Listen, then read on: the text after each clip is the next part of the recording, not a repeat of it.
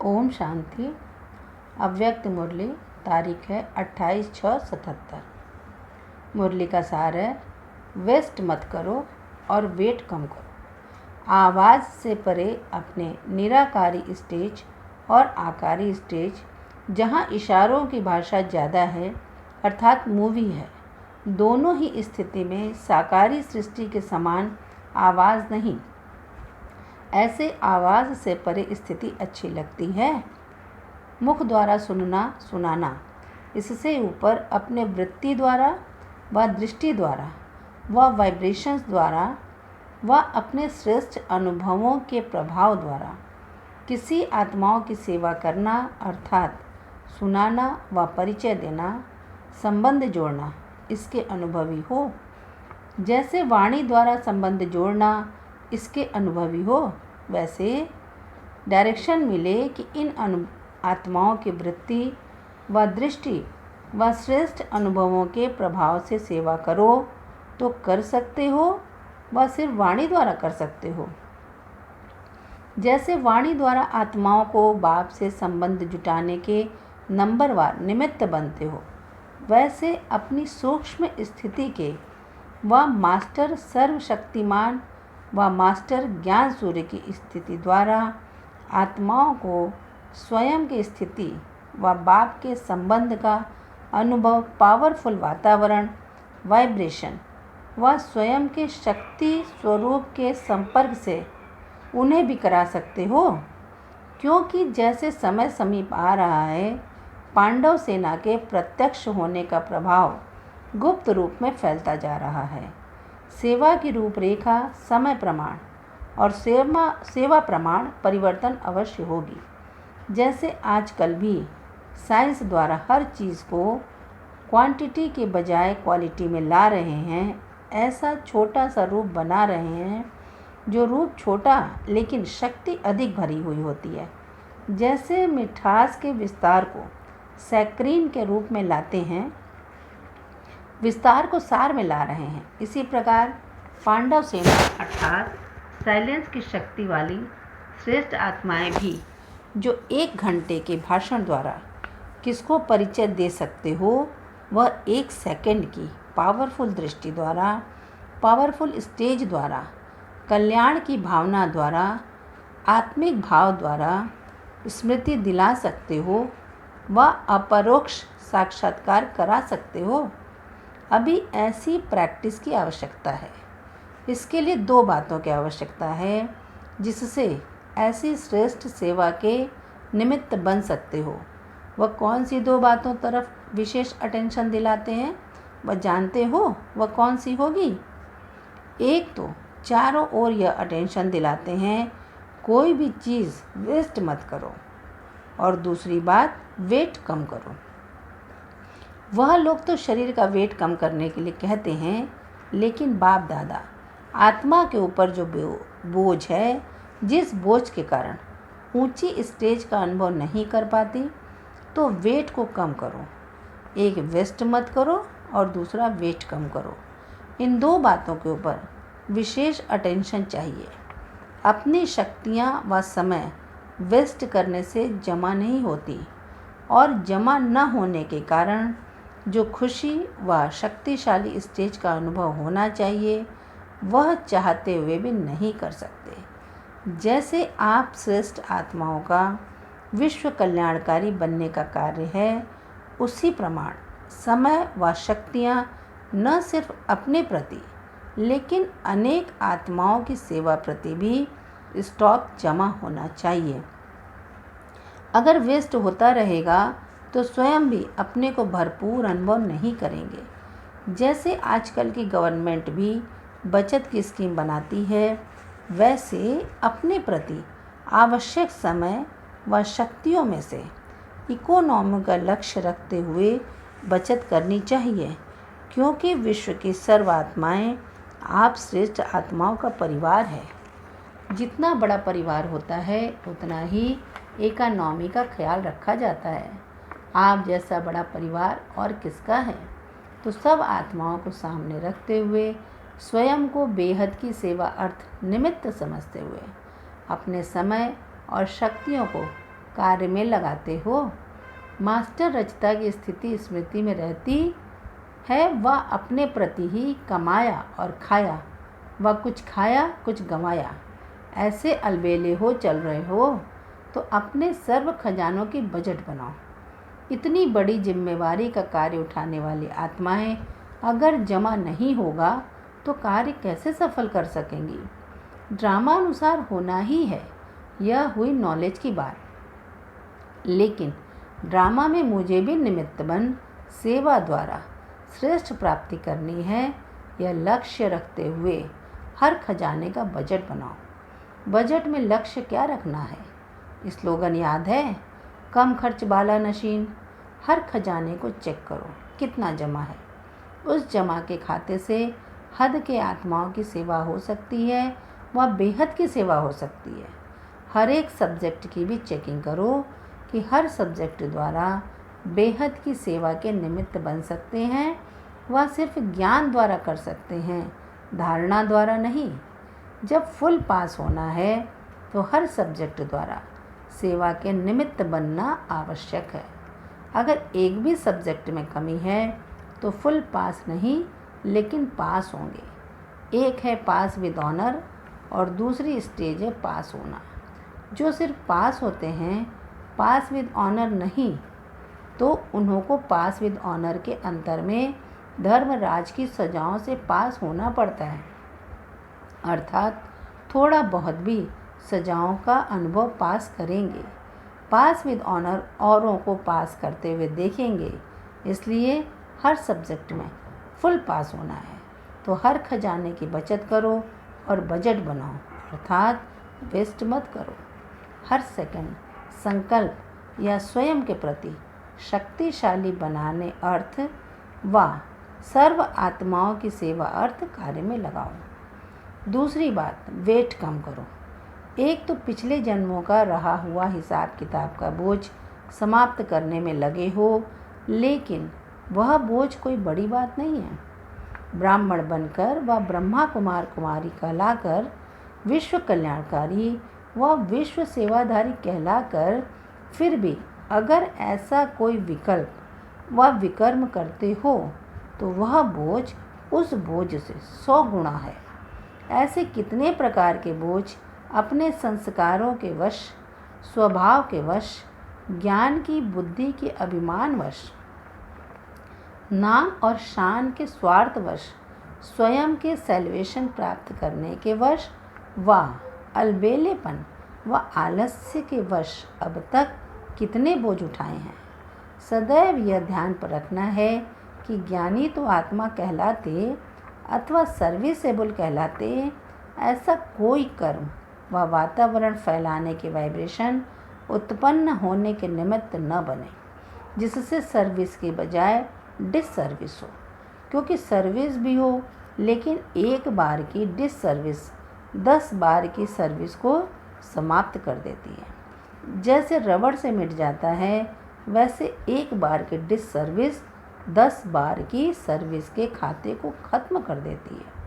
और वह समझता रहता कि मैं बहुत सर्विस करता हूँ, लेकिन खाता खाली होने के कारण निशानी दिखाई भी देती है, लेकिन अभिमान के वश बाहर से मियाँ मिट्ठू बन जाते हैं।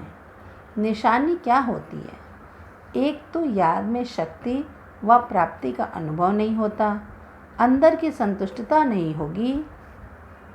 हर समय कोई न कोई परिस्थिति व व्यक्ति व प्रकृति का वैभव स्थिति को हलचल में लाने के व खुशी शक्ति खत्म करने के निमित्त बनेंगे। बाहर का दिखावा इतना सुंदर होगा जो अनेक आत्माएं उन्हें न परखने के कारण सबसे अच्छा, खुशमिजाज और पुरुषार्थी समझेंगे, लेकिन अंदर बिल्कुल उलझन में खोखलापन होता है। नाम शान का खाता फुल होता है, लेकिन खजानों का खाता, अनुभूतियों का खाता खाली के बराबर होता है, अर्थात नाम मात्र होता है। और निशानी क्या होगी? ऐसी आत्मा स्वयं विघ्नों के वश होने के कारण सेवा के कार्य में विघ्न रूप बन जाती है। नाम विघ्न विनाशक है, लेकिन बनते विघ्न रूप हैं।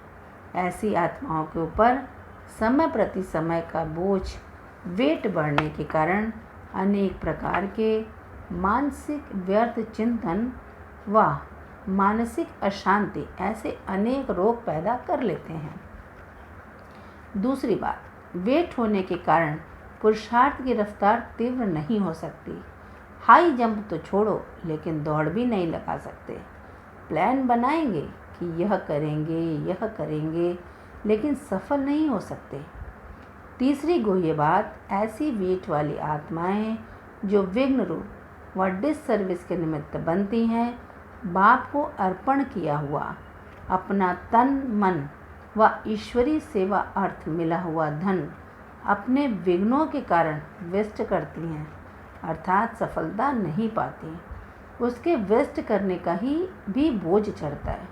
इसलिए पापों की गहन गति को भी अच्छी रीति जानो।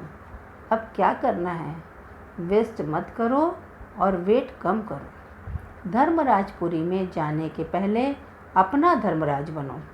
अपना पूरा चोपड़ा खोलो और चेक करो, पाप और पुण्य का खाता क्या रहा हुआ है, क्या जमा करना है, और विशेष स्वयं प्रति प्लान बनाओ।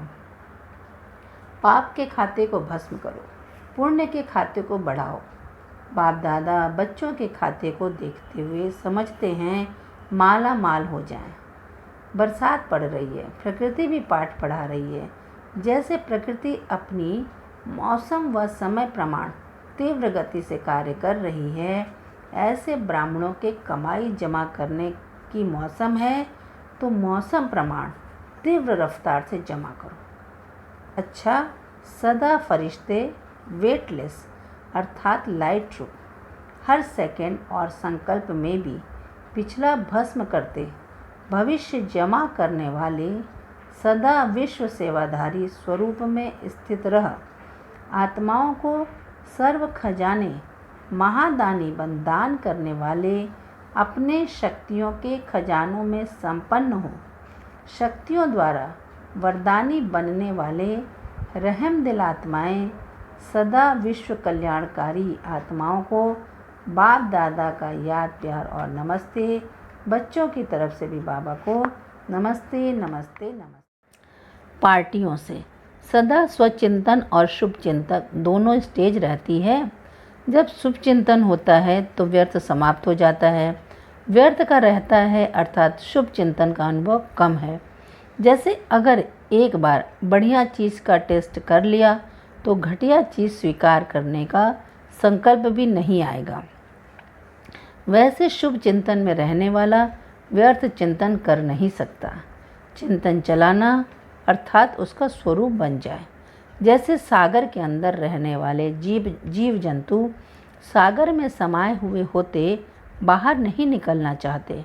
मछली भी पानी के अंदर रहती, बाहर आई तो खत्म। सागर व पानी ही उसका संसार है। इतना बड़ा बाहर संसार उसके लिए कुछ भी नहीं। ऐसे ज्ञान सागर बाप में समाये हुए इन्हों का संसार भी बाप अर्थात सागर होता है। ऐसे अनुभव करते हो वह बाहर चक्र लगाने की दिल होती है।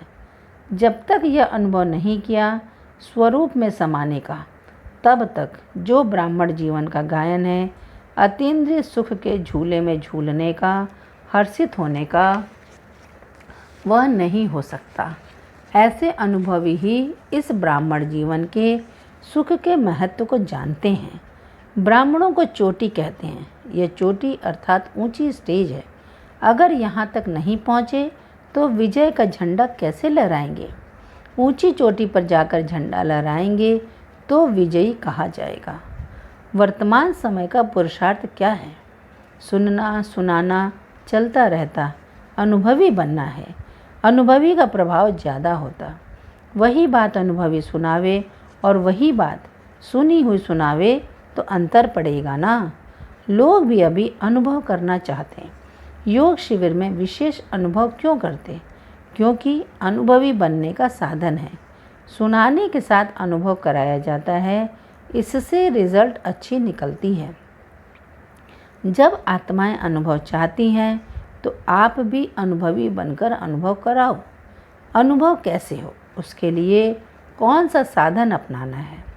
जैसे कोई भी इन्वेंशन निकालने के लिए बिल्कुल एकांत में रहते हैं, तो यहाँ की एकांत अर्थात एक के अंत में खोना है तो बाहर के आकर्षण से एकांत चाहिए।